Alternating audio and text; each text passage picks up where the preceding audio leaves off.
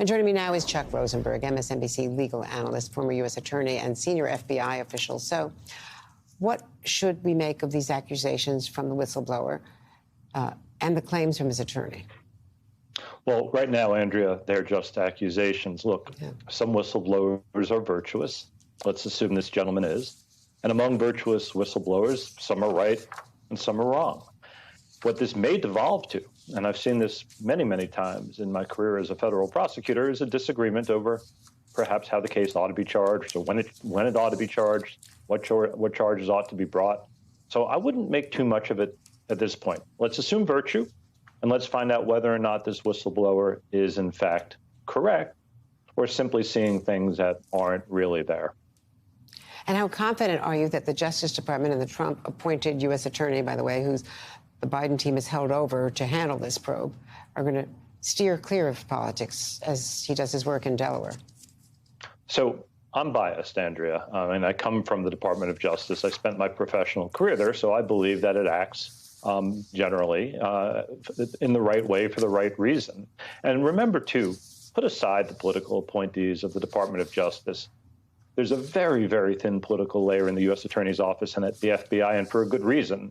So you have career people, career agents, career prosecutors making the most important decisions at the Department of Justice. Assuming that's the model and then it's in place, I have a lot of confidence in the Department of Justice. What about the potential charges facing Hunter Biden? 3 tax crime charges and a related gun purchase charge. This is all, hypothetical at this point. We know he's repaid a tax liability that he had, but repaying it does not absolve the potential of some kind of criminal action.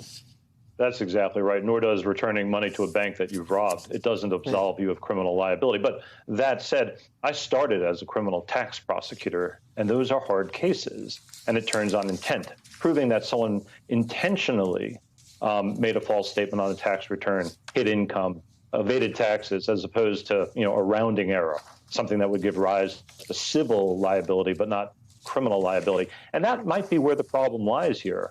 Perhaps that the whistleblower is, an IRS investigator who sees the case differently than prosecutors do. You know what, Andrea? It happens 100 times a day in U.S. attorneys' offices around the country. So again, I'm assuming good motive, but that doesn't mean the whistleblower is right. We need more facts to make that determination. Chuck Rosenberg, thank you so much. We needed your expertise on this very controversial, obviously, controversial case in the highly. Thank you.